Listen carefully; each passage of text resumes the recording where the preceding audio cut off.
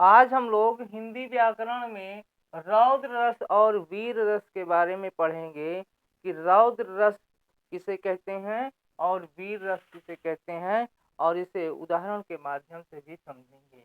सबसे पहले हम लोग रौद्र रस के बारे में देखते हैं, जहां विपक्ष द्वारा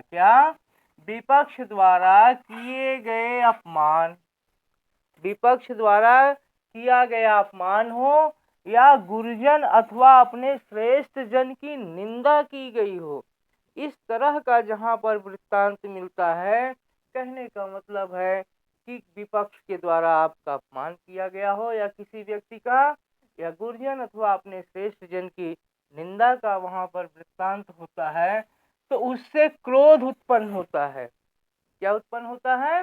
क्रोध उत्पन्न होता है। निंदा सुन करके या अपना अपमान सुन करके, ठीक ना, किसी दूसरे के द्वारा, तो वहां पर जो क्रोध उत्पन्न होता है तो उसी को हम लोग रौद्र रस कहते हैं। ठीक ना। अब इसमें कुछ उपकरण हैं जो सहायक होते हैं, और यही सहायक उपकरण जो है बाद में क्रोध को उत्पन्न करते हैं और रौद्र रस की निष्पत्ति होती है। तो सबसे पहले देखते हैं स्थायी भाव। तो रौद्र रस का जो स्थायी भाव है वो क्रोध है। ठीक ना। आलंबन विभाव, अगला क्या है? आलंबन विभाव। आलंबन विभाव में विपक्षी होते हैं, अनुचित बात होती है, ठीक ना, कहने वाला कोई व्यक्ति होता है, ये आलंबन विभाव कहलाते हैं। ठीक ना। फिर हम देखते हैं उद्दीपन विभाव को। उद्दीपन विभाव में विपक्षियों के द्वारा जो कार्य किया जाता है या उनके उक्तियां जो होती हैं, उनकी भाषा बोली जो होती है, इस कारण जो है क्रोध उत्पन्न होता है। तो अनुभाव क्या होता है? अनुभाव में प्रस्वेद आता है, कंप, गर्जन, भौहें चढ़ना, दांत पीसना, इस तरह का जो है मुख का लाल हो जाना, शस्त्र चलाना, इस तरह की जो है क्रियाकलाप अगले व्यक्ति के प्रति उत्पन्न होती है। और अगला जो है पांचवा है संचारी भाव। संचारी भाव आवेग है, अमर्ष है, उग्रता है, उद्वेग है, असूया, मद, मोह, इस तरह के जो संचारी भाव 33 जो संचारी भाव हमने बताए थे, उसमें से ये कुछ संचारी भाव मिल करके रौद्र की निष्पत्ति करते हैं। इसे एक उदाहरण के माध्यम से समझते हैं कि रौद्र रस है क्या। उस काल मारे क्रोध के तन कांपने उसका लगा, मानो हवा के जोर से सोता हुआ सागर जगा। यहाँ पर महाभारत के युद्ध का वर्णन किया गया है। ये उस समय की बात है जब अभिमन्यु के वध का समाचार सुन करके अर्जुन का क्रोध जागृत हुआ था, यानी रौद्र रस जो है वहां पे उत्पन्न हुआ, यानी क्रोध उत्पन्न हुआ। इसी का वर्णन यहाँ पर, उस काल के मारे क्रोध के तन कांपने उसका लगा, मानो हवा के जोर से सोता हुआ सागर जगा।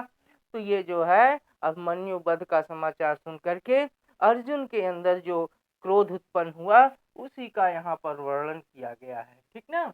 चलते हैं अब हम लोग वीर रस के बारे में चर्चा करते हैं कि वीर रस किसे कहते हैं। ठीक ना। तो वीर रस युद्ध अथवा किसी कठिन कार्य को, वीर रस क्या है? युद्ध हो या कोई कठिन कार्य करने के लिए हृदय में जो उत्साह जागृत होता है, कोई कठिन कार्य करने के लिए या युद्ध करने के लिए हमारे हृदय में या किसी व्यक्ति के हृदय में जो उत्साह जागृत होता है, उससे वीर रस की निष्पत्ति होती है। किस रस की निष्पत्ति होती है? वीर रस की निष्पत्ति होती है। आचार्य रामचंद्र शुक्ल ने जो है इस तरह के 4 प्रकार के वीरों का वर्णन किया है। युद्ध वीर, दानवीर, धर्मवीर, दयावीर। ठीक ना। तो जरूरी नहीं है कि युद्ध में ही हम अपना रण कौशल दिखाएं, ठीक ना, उत्साह दिखाएं। दान में भी उत्साह दिखाया जा सकता है, धर्म में भी उत्साह दिखाया जा सकता है, दया में भी। कहने का मतलब है कोई कठिन कार्य हो या अच्छे कार्य को करने के लिए हमारे मन में जो उत्साह जागृत होता है, उसी को हम लोग वीर रस कहते हैं। ठीक ना। अब यहाँ पर हम अस्थाई भाव को देख लेते हैं। इसके जो वीर रस के उपकरण हैं, क्या क्या चीजें वीर रस के निष्पत्ति में सहायक होती हैं और कौन कौन से ये उपकरण हैं जो पुष्ट करते हैं जिससे वीर रस यानी हमारे मन के अंदर उत्साह जागृत होता है। तो अस्थाई भाव इसका उत्साह होता है। आलंबन विभाव जो है वो अत्याचारी शत्रु है ना, या और कुछ भी हो सकता है। उद्दीपन विभाव जो देखते हैं वो शत्रु का पराक्रम है, अहंकार है, यश की इच्छा है या याचक का अंतर्नाद है। इस तरह की मनोदशा वहां पर वर्णित होती है। ठीक ना। अनुभव के बारे में देखते हैं।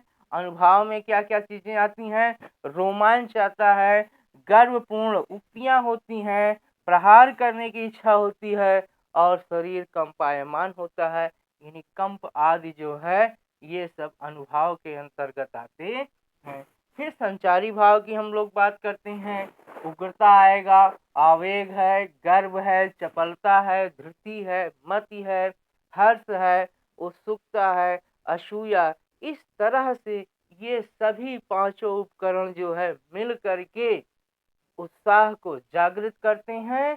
और जब हमारे शरीर के अंदर इस तरह का उत्साह जागृत होता है किसी कठिन कार्य को करने के लिए और या युद्ध के प्रति रण कौशल अपना कौशल दिखलाने के लिए, तो वहां पर जो है वीर रस होता है। ठीक ना। इसे एक उदाहरण के माध्यम से समझते हैं कि आखिर में वीर रस को और गहनता से हम लोग पढ़ते हैं, समझते हैं।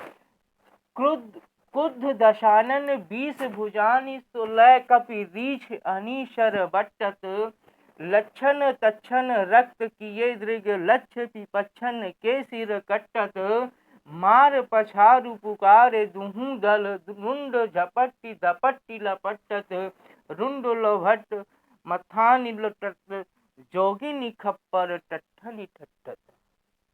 ये लंका युद्ध का, राम रावण युद्ध का जो है यहाँ पर वर्णन किया गया है।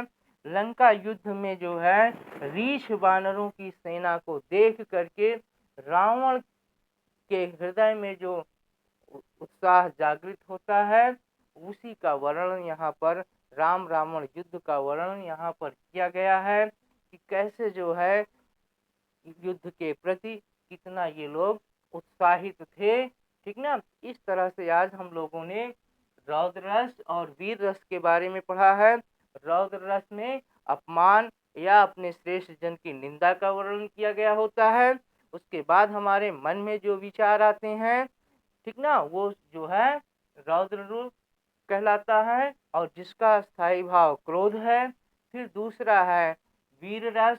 वीर रस का स्थायी भाव उत्साह है, किसी युद्ध के प्रति या कठिन कार्य करने के प्रति हमारे मन में जो उत्साह जागृत होता है उसी को वीर रस कहते हैं।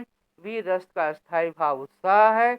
इस तरह से आज हम लोगों ने दो रसों के बारे में, रौद्र रस और वीर रस के बारे में पढ़ लिया है। बाकी के रसों का वर्णन हम लोग अगले वीडियो में करेंगे।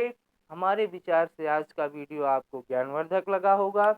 अगर ये वीडियो ज्ञानवर्धक लगा हो तो इसे आप लाइक करिए, ज़्यादा से ज़्यादा अपने मित्रों में शेयर करिए और अगर इस चैनल पर आप नए हैं तो इसे आप सब्सक्राइब करिए, जिससे आने वाली वीडियोज़ आपको रेगुलर मिलती रहें और आपका ज्ञानवर्धन उत्तरोत्तर बढ़ता रहे। धन्यवाद।